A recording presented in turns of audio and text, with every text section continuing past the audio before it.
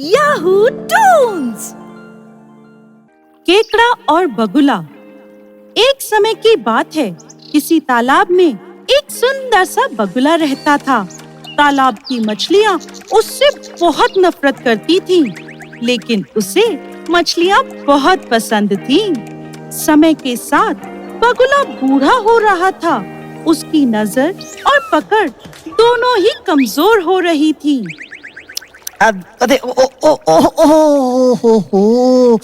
ये मछलियाँ मेरी पकड़ से छूट कैसे जाती हैं? क्या करूं? अब तो पेट भी नहीं भरता। अरे अरे, उधर मत जाओ, वहाँ बगुला बैठा है।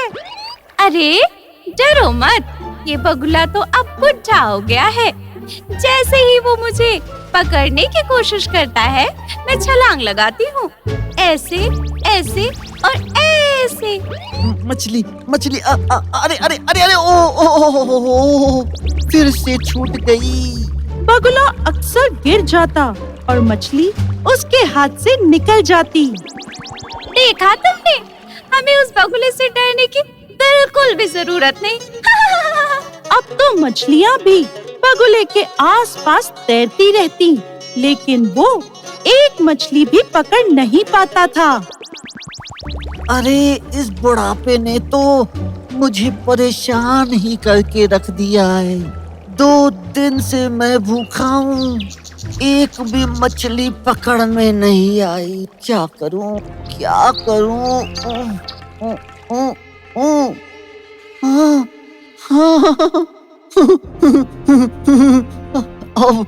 अब मुझे उपाय आया है।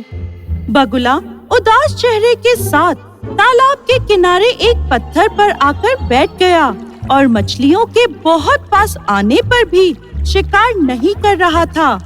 बगुले को उदास देखकर एक बड़ा सा केकड़ा उसके पास आया और पूछने लगा, कैसे हो बगुला भाई? क्या हुआ? बहुत उदास दिख रहे हो। अब क्या बताऊं केकड़ा भाई, इस तालाब के लिए एक बुरी खबर है। बुरी खबर? कैसी बुरी खबर? हाँ, लेकिन अब क्या बताऊं तुम्हें? बताओ, मैं भी इसी तालाब में ही तो रहता हूँ। तालाब से जुड़ी कोई भी बात मुझे भी पता होनी ही चाहिए। अच्छा, तुम इतना कह ही रहे हो तो मैं तुम्हें बताता हूँ। कल शाम को कुछ लोग इस तालाब के पास आए थे। मैंने चुपके से उनकी बातें सुन ली। वो कह रहे थे कि वो इस तालाब को मिट्टी से भर देंगे और फिर इस पर खेती करने लग जाएंगे। अरे, ये क्या कह रहे हो बगुला महाराज? ये तो वाकई में बहुत बुरी खबर है। मैं अभी सबको बताता हूँ। ओहो, अब हम मारे जाएंगे। हम क्या करें? तालाब के सभी प्राणी ये सुनकर परेशान हो गए और सोचने लगे, अब हम क्या करें? तभी बगुला बोला, घबराओ मत तुम सब, मेरे पास एक रास्ता है। ओहो, सच में? हाँ सच में। वो क्या है ना, इस बुढ़ापे में ये बगुला महाराज थोड़े पुण्य कमा ले, जीवन संवर जाएगा। रास्ता ये है कि जंगल के पहाड़ के उस पार एक बहुत बड़ा तालाब है। अगर तुम सब चाहो तो मैं तुम सबको एक एक करके उस तालाब तक पहुंचा देता हूँ। हाँ, हमारी मदद करो बगुला भाई, हमें बचाओ। अब बगुले ने कुछ मछलियों को अपनी चोंच में लिया और पहाड़ की तरफ चल पड़ा। लेकिन पहाड़ को पार करके तालाब पर जाने की जगह वो पहाड़ पर ही रुक गया और उन मछलियों को वहाँ खा गया। मजा आ गया। वाह वाह वाह वाह वाह। आखिरकार इन स्वादिष्ट स्वादिष्ट मछलियों से मेरा पेट तो भर ही गया। अब थोड़ी देर आराम कर लेता हूँ। जब बगुले की नींद खुली तो वो वापस तालाब की ओर उड़ चला। ऐसा करते करते उसे बिना किसी मेहनत के मछलियाँ खाने को मिल जाती। फिर एक दिन, सुनो सुनो बगुला भाई, मुझे भी उस तालाब के पार ले चलो। अच्छा, तुम्हें भी जाना है? ठीक है, अभी तो मैं बहुत थक गया हूँ।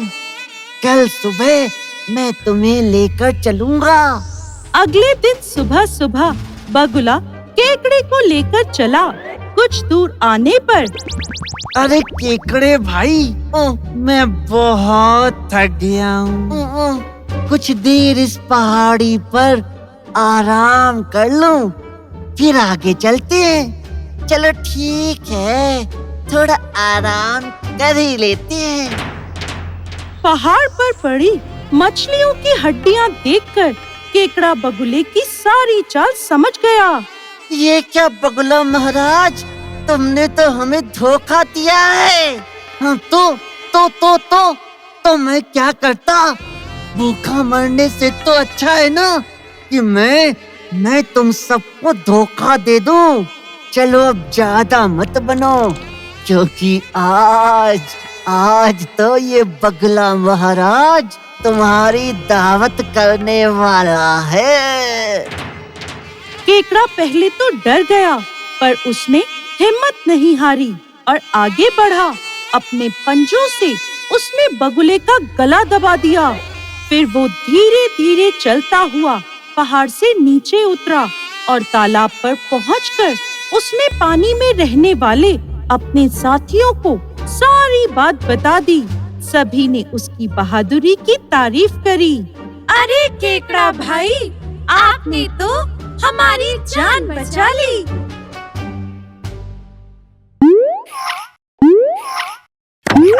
याहू!